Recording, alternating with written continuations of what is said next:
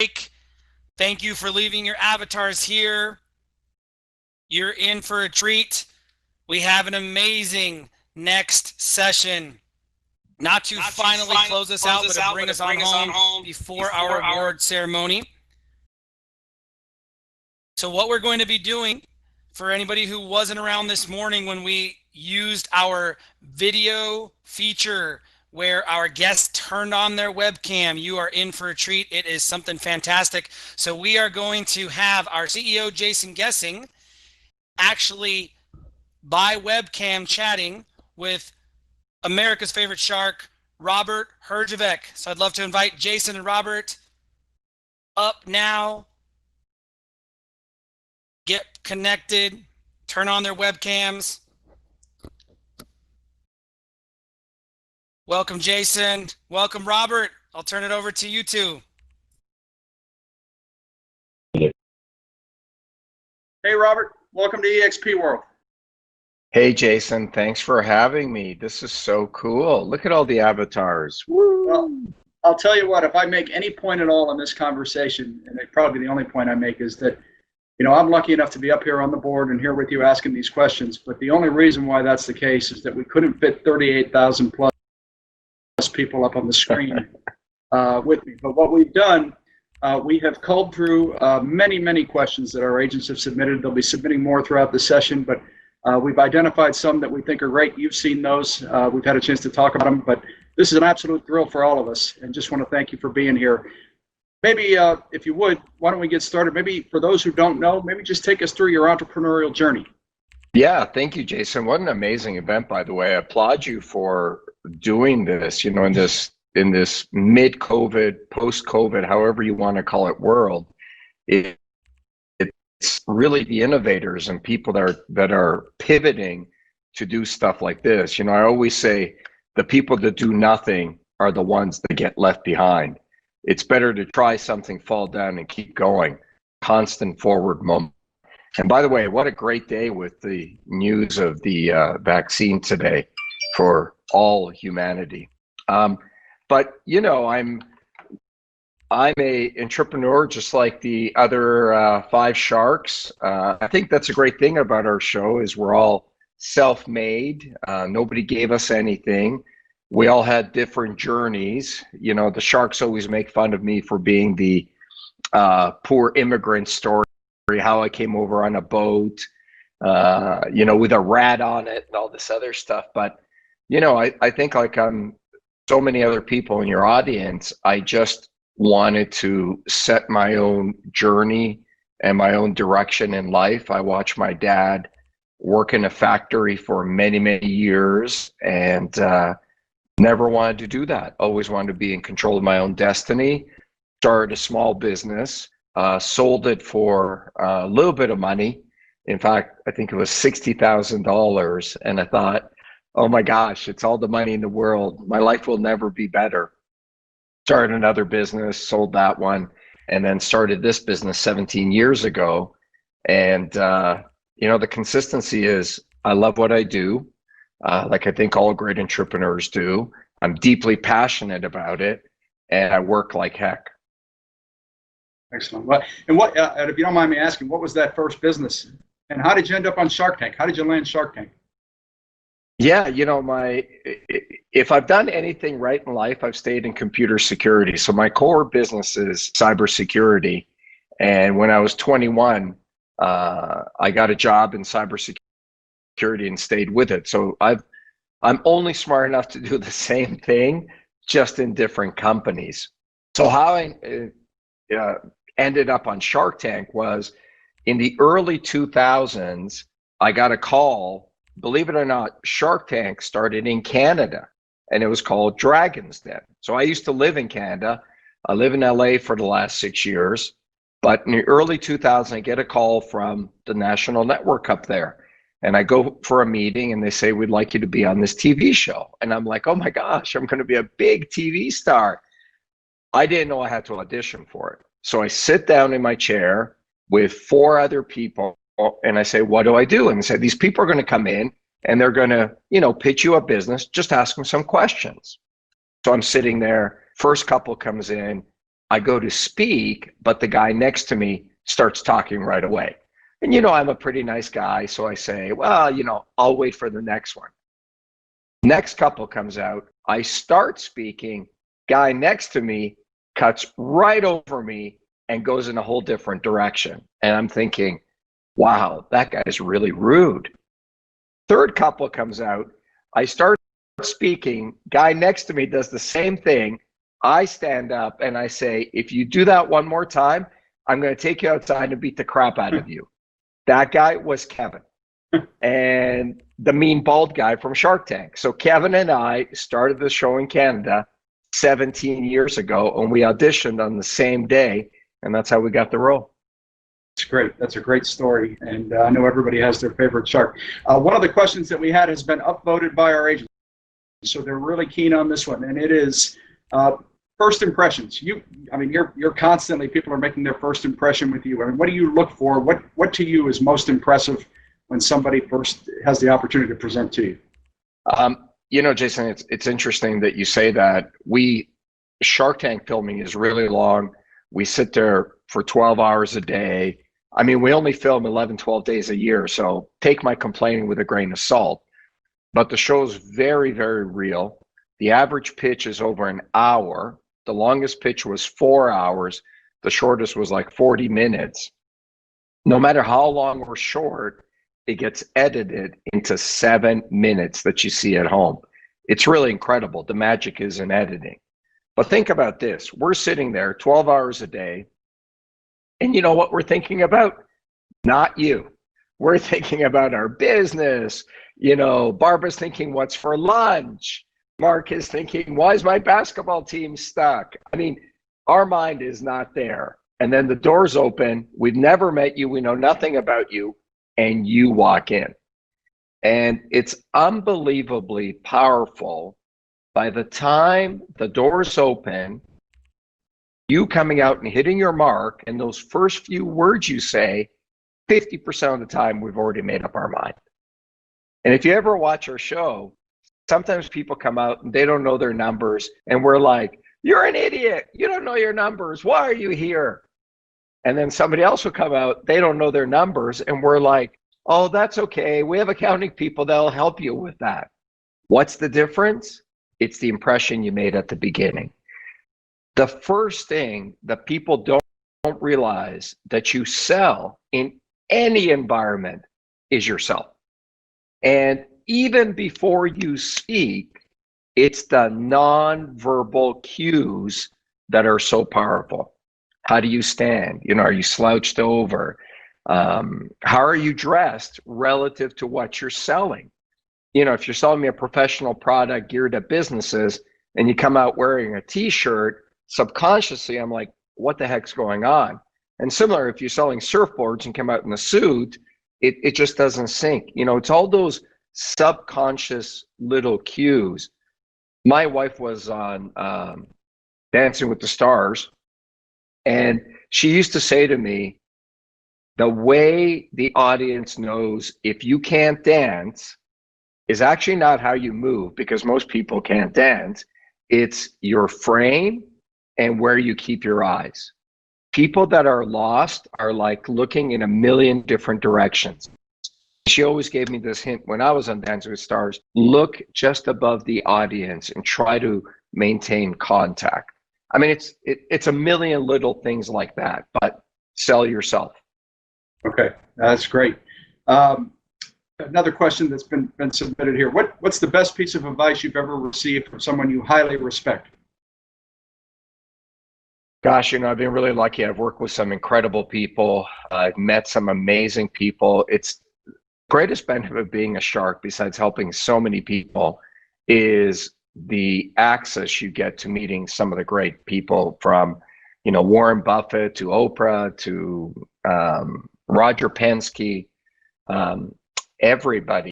I would say, the best advice I probably ever got was from Warren Avis, who I used to work for, and he's the guy that started Avis Rent-A-Car. And what he said to me was, if you want to be great at something, you got to learn how to run a business. Meaning, I used to think it was all about sales, and it is. And I really believe sales cures all ills, but I didn't understand numbers. I didn't understand finance. I didn't understand any of that part of business.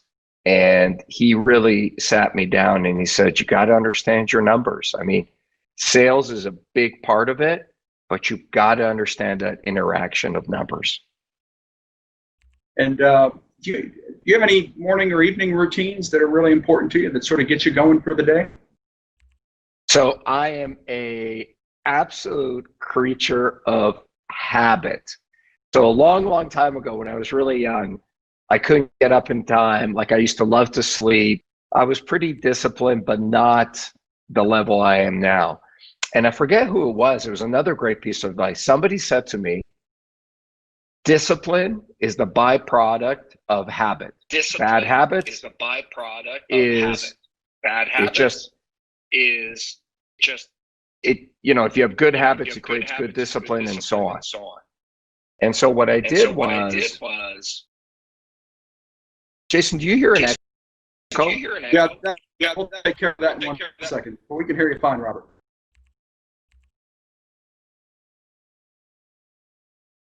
Robert, if you don't mind, you're going to have to just unmute. We did, if you could. Sorry. Just unmute your. Hey, Jason, can you hear me? Yeah, no, you're great.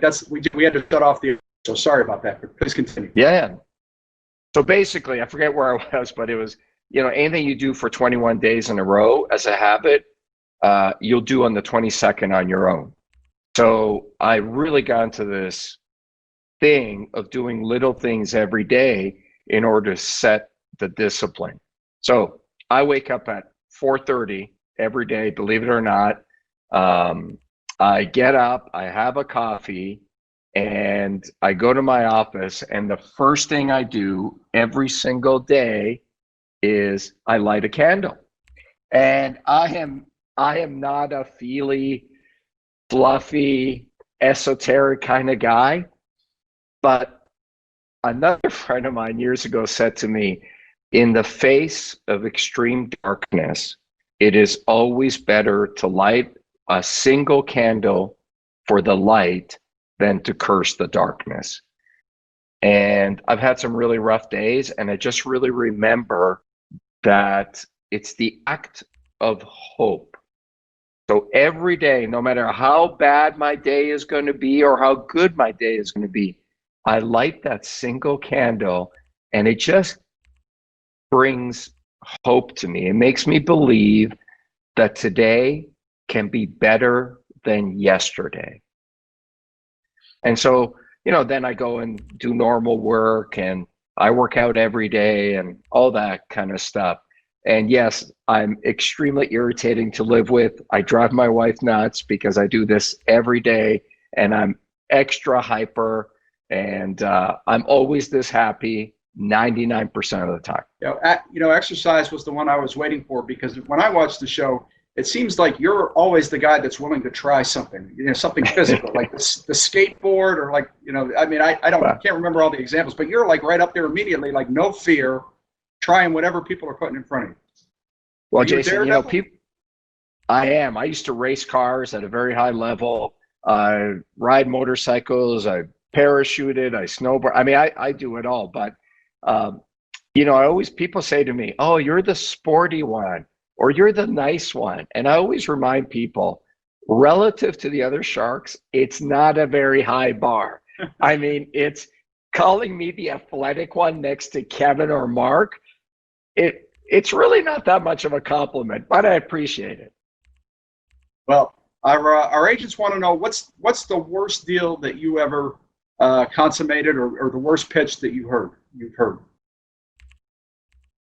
So the worst pitch I ever heard, and there's a great lesson out of this, I think it was season 2 or 3.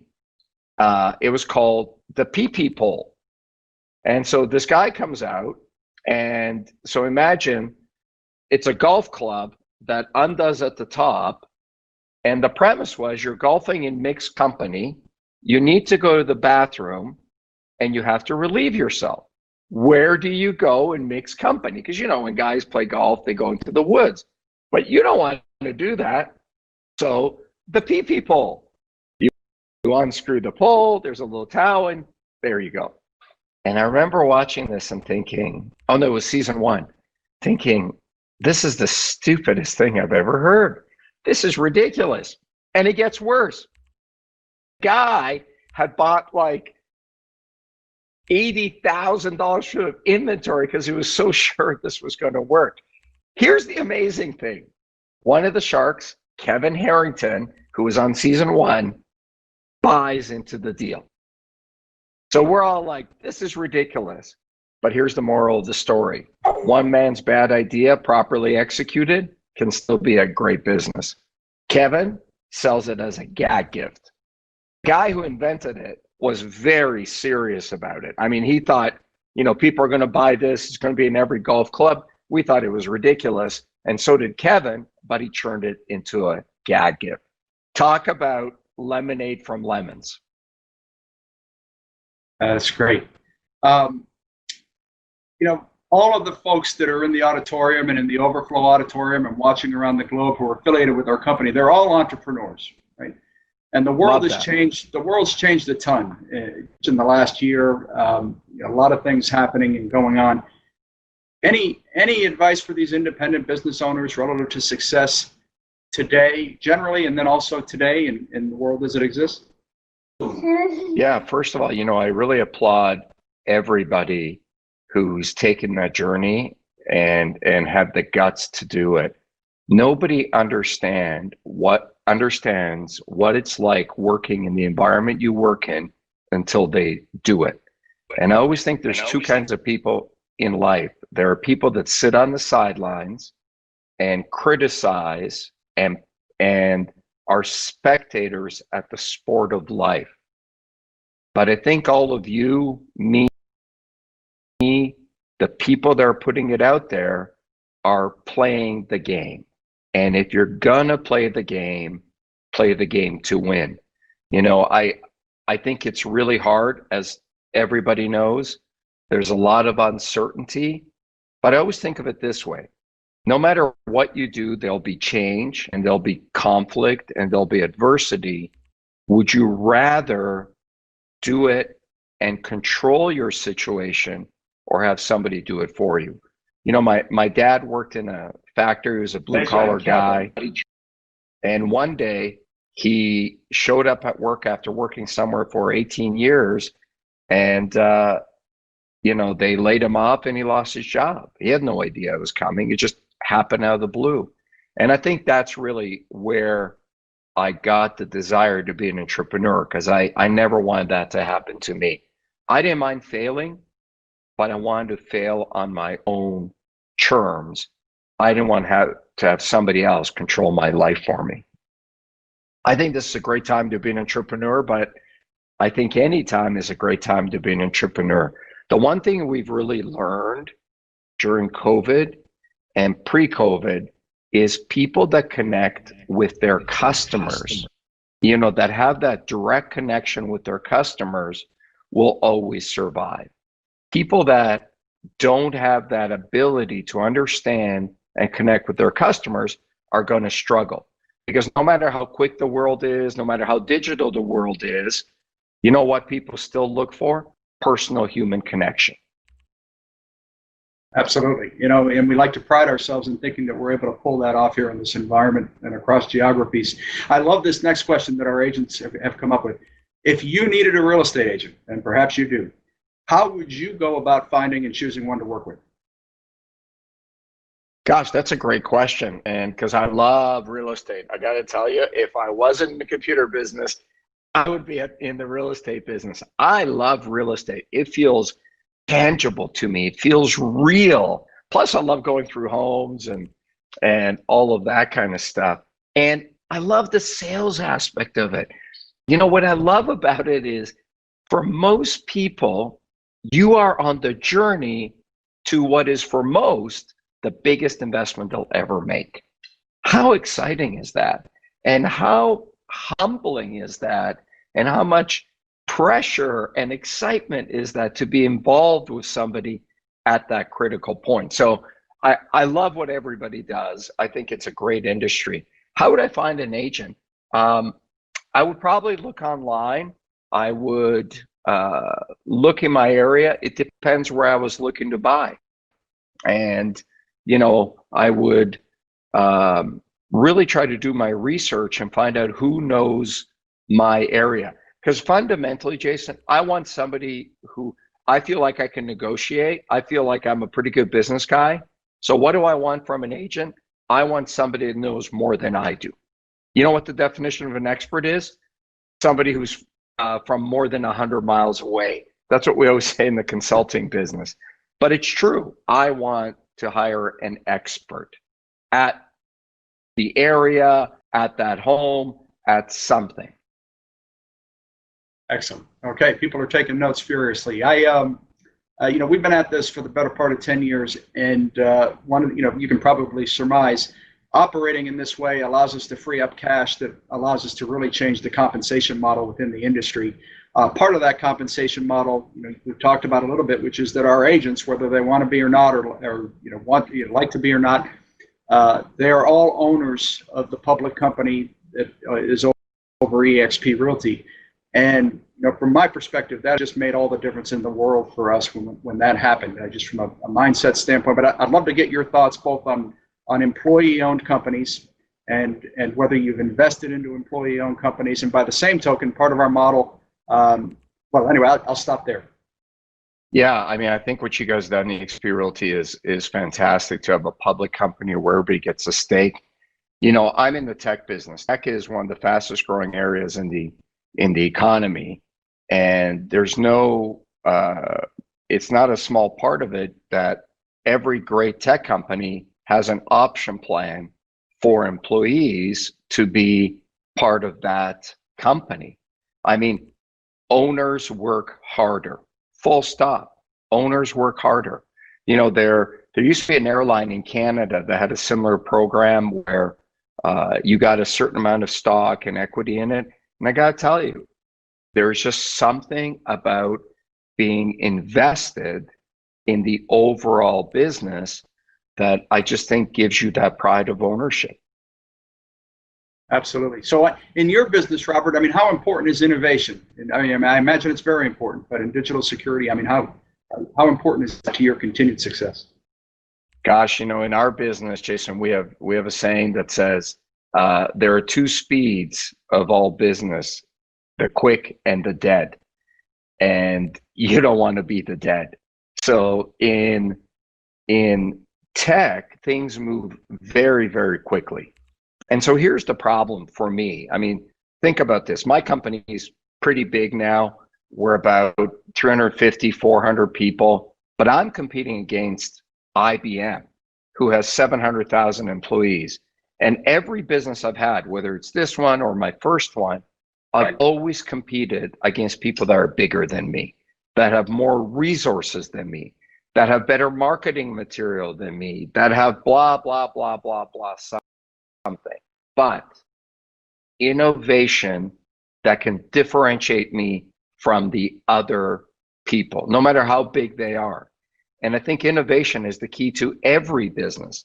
Because if you could do it the same old way, and if you could teach it in a textbook, guess what? Every MBA would be a multimillionaire. Innovation is the key that makes you as an individual stand out and the business stand out. Great. Have another question from our agents. Have you ever regretted making a deal with somebody on the show? Barbara. I regret every deal I've done with Barbara. No, I'm just kidding. I love Barbara. No. I've been very fortunate. I've had some. We've learned a lot how to make the investments, how to work with people. No, I don't have the word regret has very limited time in my vocabulary. I really believe that most people give too much credibility to that word. I'm just a big believer, and you got to let it go. You got to let it go. There is no rear view mirror in my life. I mean, you got to let it go. And I think that's one of the great things about this country, about businesses like yours, Jason. It doesn't matter how many times you fall down. It doesn't matter where you come from. It doesn't matter all the bad things that happened to you or how hard things were. If you don't like the book that is your life, you have the ability to write the next chapter. And the great thing about this country is we have a very, very short memory for failure, and we celebrate success. That's great. I love it. And you alluded to this at the beginning when we talked about first impressions. And let's just assume somebody comes in and they've not bombed on the first impression. So all those cues that you look for, you've got a favorable view coming in. What are the other things that you look for when you make a decision as to whether or not to invest in a business? Are there certain things that are particular to you, especially? Yeah, great question, Jason, because we have invested in people that didn't make a great impression up front, and then we continue with the deal. But at that point, I think it's an uphill battle. So if the first impression doesn't work, we then really scrutinize the quality of the product or service and the business. So if you don't have that, they'll get there if your presentation is great. So maybe you have a house in a very unique area that's across the street from a school, and I have young kids. Even if you don't wow me up front, I want that location. So I think when we look for investments, it's a balancing act. Just like selling a house, it's never one thing. It's not obvious. It's the balance of all those million little things you look for. So as you love real estate, as you look at the industry as much as you do, it may not be a ton, but you're looking at it from the outside. Is there something that jumps out at you that you think the industry needs to do to innovate? Is there something that we're missing? Well, first of all, what a great time to be in real estate. Oh my gosh. I think everybody during COVID has learned to hate their house. I think everybody during COVID wants to buy a bigger house. People want to move. I mean, I've been really following real estate. I bought 3 homes during COVID because I just want to go to places. I don't think I'll be traveling as much for work. I think that cadence has changed for a long time, but I think you're going to see people begin to travel for pleasure or driving or all of those kind of things. I think that residential real estate especially is going to be on fire for a long time because of COVID and people wanting to move. And I think you're going to see a mass exodus in certain areas. People are shifting from here to there. If I can work remotely, why do I have to live where I live right now? Because if you think about it, most people bought their home. Why? It's close to the office. I live in an area close to Los Angeles. There's an area about half an hour farther from me where homes were 45% cheaper. But I didn't go look in that area because that extra 40 minutes or 30 minutes was an hour and a half because of traffic in LA. Well, guess what? I'm never going to the office again. And most people aren't. So I think you're seeing tremendous activity in my area, tremendous activity in that area. So that's one thing.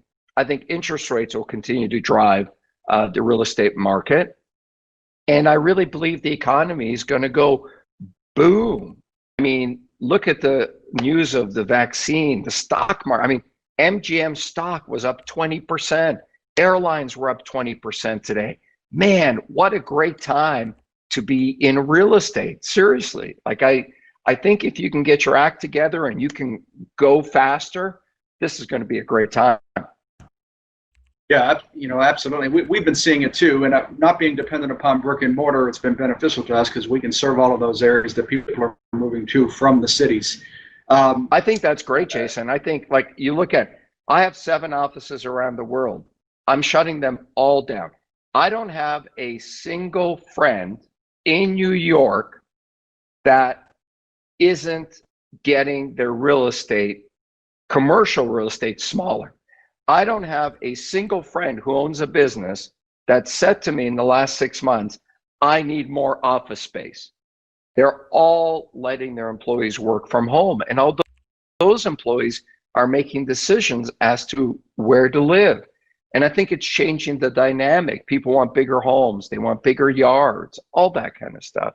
I think it's really smart that you guys have a model that you don't need an office. Why do I want to go to my real estate agent's office? Like, why would I want to do that? Why do I care? Right. Right. So a follow-up, I mean, as you shut those offices down, how do you sort of think about building or keeping community, keeping culture in your company? That's really hard. So I will tell you, that's been the biggest challenge for us. I mean, it's been what, 8 months with COVID now. I've seen one person. So we have roughly 350 employees. I've only seen one person in my company physically during that 8 months. And we're struggling with that because we're missing that human connection. So like you guys are doing this virtual seminar with avatars, I think this is great. But in our world, we've been doing stuff like this, not as sophisticated as this, for 8 months, but we're missing getting together. And I think as soon as COVID breaks, whatever that means, and there's no more quarantines. I mean, we have offices all around the world, England and Canada, and they all have quarantine. So I can't bring people anywhere. But I think you do it through collaboration. You do it through this level of communication. People need a reason to belong to something. And I think you got to keep giving people that. Yeah. Well, that's, one of the things about this campus is on a daily basis. I mean, we're all interacting with one another. We had a soccer tournament earlier in the year where all of our countries and various states participated. We've got a concert a little bit later on tonight. We've got speedboats.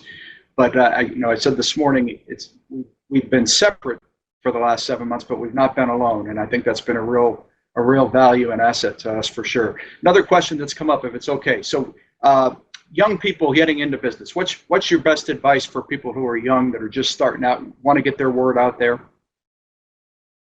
I think you got to be great at something. I think many young people tend to follow the trends. Today they want to be a stockbroker. Tomorrow they want to be this. Tomorrow they want to be that. I was very lucky to stay in computers. If I would have stayed in real estate, I mean, the world doesn't reward mediocrity. You've got to be great at something. And I think if you're going to do it, you got to do it to win, and you got to really learn everything there is to know about it. I think of the great real estate agents that I love are the ones that know deeply everything about what I want to buy. I mean, I love the real estate agent as we're driving up tells me, that home sold for that. Here's what's happening in this area. There's so much construction, blah, blah. Like, I love that. I love that level of knowledge. So, biggest mistake, and how did you overcome it in business? Gosh, too many to remember. I honestly can't remember the biggest mistakes. I think the biggest mistake, if I have to lump them all together, was to the earlier point of regret. I used to really be hard on myself about failure and when things, go wrong. And I have to give, I know I always joke around about Barbara, but I have to give her credit. She said it really well. She said the difference between successful people and others is not that successful people don't have bad days. It's not that successful people don't have rainy days or bad things don't happen to them. Only difference is how long they allow themselves to wallow in their own misery. And if there's one thing I regret is I think when I was younger, I used to do a lot of wallowing. It was like, oh, me, oh no, why couldn't it have worked out this way, blah, blah, blah. Now I'm like, you know what, it happened, it's over, wake up the next day, let's go get that day and let's make it happen. So for the Sharks, Robert, or for you, what does work-life balance mean? Is there such a thing in your universe? No, there is no work-life balance. I think, but here's the great thing about COVID. We're here. And this is a great thing about starting your own business. You get to set your own schedule most of the time. Like, I'm working from home. I haven't been in the office for 8 months, but for 8 months, I have 2.5-year-old twins. For 8 months, I've been there for every morning when they've woken up. I've been there for every lunch. I've been there for every dinner, every bath time. Love that. And that's the great thing about having your own business, is you get to work after people go to sleep. But balance is hard. And you know, if you want to be ultra successful and you want to become wealthy, can't work 9 to 5. I mean, that's just ridiculous. Here's a meaty one. So, you know, a lot of conversation always, but especially within the last 8 or 9 months, about diversity and inclusion and equality and social justice. From your standpoint, what roles do these things play? What role does diversity and inclusion and equality play in your business or in business today? Well, I think the world is just catching up to businesses and verticals like tech. You know, I think anybody who has any semblance of rationality or intelligence in business has realized a long time ago, if you don't give everyone an opportunity and you don't have a diverse work culture, you're only benefiting from a singular view. And I think that that's the great thing about tech, is the level of competition in our world is so high that we look for ways to differentiate. We look for people that can think out of the box. And I just think that the world is catching up to that. And I'm very optimistic about it. You know, like, I think it was really hard for me when I came here as an immigrant. It's really hard for a lot of my friends, but I think the world is catching up. I'm very optimistic. You have the chance to give, somebody comes into your office and you have a chance to give them one book, pull one book off the shelf and give it to them. What book is that? Ooh, that's a great question. Probably give them how to sell and influence people, how to sell anything and influence people. Jason, do you remember the name of it? How to make friends and influence people, or win friends and influence people? Yeah, something like that. Yeah, the Napoleon Hill book. I mean, he was great. If not that, Dale Carnegie, sorry, yes. No, I thought it was Napoleon Hill. I'm just reading it now. How to Win Friends, Influence People. That one, or Machiavelli's The Prince. Ah, fantastic.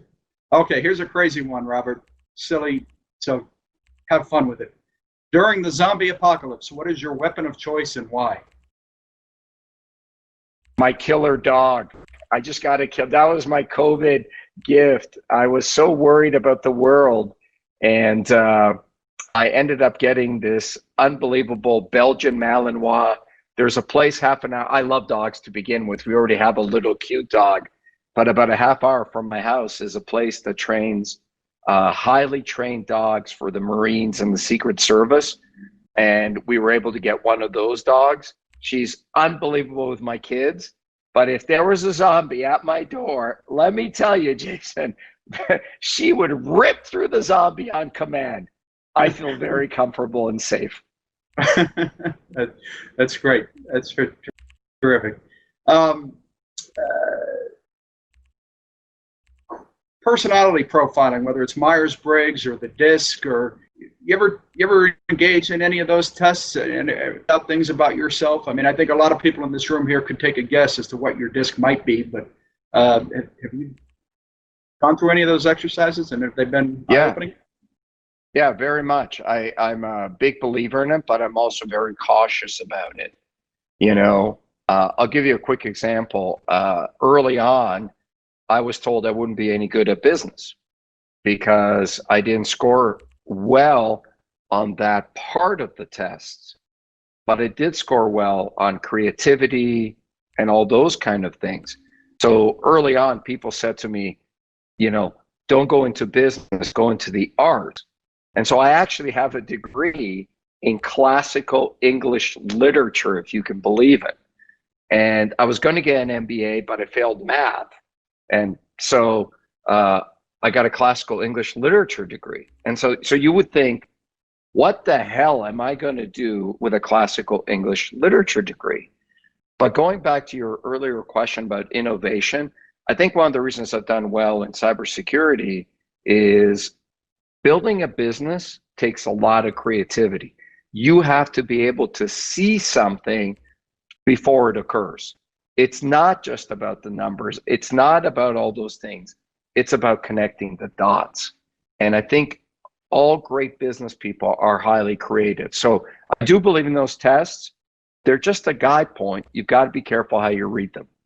Yeah, absolutely. So core values, we've identified our corporate core values. I mean, are there core values for you, Robert, and your business, and what role do they play? Yeah, the first one is to your point about diversity and respect. I mean, it is absolutely fundamental to who we are. I never yell at somebody. I would never demean somebody in front of somebody else. I mean, I think there's just a human respect that we treat each other. I mean, we try to say there's nobody here who is better than me, and I am no better than anyone else. I think the second one is anything you ask somebody to do, be willing to do it yourself. I always say to people, if I'm asking you to work hard, I'm willing to work just as hard. So that's a big core value for us. And the other one is love to compete. Love to compete. Next one is hate to lose. I mean, we hate to lose. Like when I tell you we hate to lose, like I mean, we hate to lose. I love to win, but I hate to lose more. And I think that's just our culture. As we come towards the close here a little bit, I mean, all of the things that you've done, all of the people you've met, what in your mind is next for you? I mean, and I guess also 2021, what do you see for 2021 as we go forward? Yeah, thanks for that question. I mean, I'll give you an insight that I see, and again, it's great being a shark because you get to meet so many successful people and people that are trying to better their lives. And I think what I've learned is people that think they've accomplished something tend to flatline. Most people that aren't successful look at somebody who's done something and think that there's this magic door that you walk in, and as soon as you get through that door, the door of success is, puppy dogs and unicorns and roses. But it's not. Everybody in this room knows it's hard, and it's really hard. And, for me, it's constant forward momentum. I want to do better than I did yesterday. I want my company to be bigger next year than it was the year before. Why? Because it's human progression. And I really think you're either hungry and you're driving forward, or you're dying. And I don't mean just dying from a business perspective. I mean dying from a personal, physical perspective. And so I never want to get old. And I don't mean just old physically, because I already am physically old, but I just never want to get old mentally or business-wise or lose my edge. I just want to keep going. I am so bullish about 2021. I got to tell you, I am bouncing off the walls with excitement. And this was prior to today, before we had the vaccine. I just think gotta go. Here's the downside of all the opportunity in front of everybody in this room. Everybody in this room has the same opportunity, and everybody out there does also. So the difference is going to be you and the company you work for. You guys work for a great business, gotta get going. The time to wait is not when it's apparent.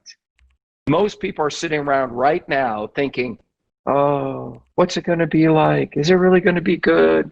What should I do? You know what? I'll wait. You know what happens when you wait? You lose opportunity.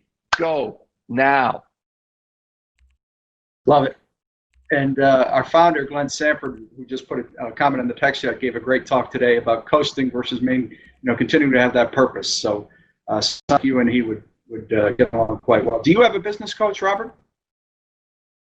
I don't. I think I never had one when I really needed one, probably because I probably didn't know anything. And I have a horrible habit, Jason. I'm asking a million questions of whoever I meet, and it can get really irritating really quickly. I'm just naturally inquisitive, and I find inspiration from everyone and everybody. Like this morning, my gate broke, and the gate guy came over to fix it. I'm sure when he left, he thought, oh my God, that guy was so annoying. I asked him a million questions. I'm like, well, why does it work this way? How long has your company been around? Why do you do it this way? And by the way, after they finished fixing my gate, they sent me a text asking me what I thought about the service. I love that. I called the guy and said, this is a great idea. I'm sure he thought, buddy, I'm just here to fix your gate. But I love that. I find inspiration all around me. My mom had a great saying, which is, you can lead your life in one of two ways. Either everything is a miracle or nothing is a miracle. And look at the life and the opportunity we all have in this amazing country that we live in. How can you not feel thankful and miraculous every day? Absolutely. Absolutely. I joke with my wife. I said, at least I'm the one asking the questions. I'm glad I'm not the one answering questions here. Having watched the show for many years and enjoying it very much. I'm going to do one more thing here, and it may get a little loud and messy, but I know people are here and they are looking at you and they're so excited and they feel like they could just reach into the screen and shake your hand. I'm going to let everybody turn on their microphone and express their appreciation and say hello if that's okay.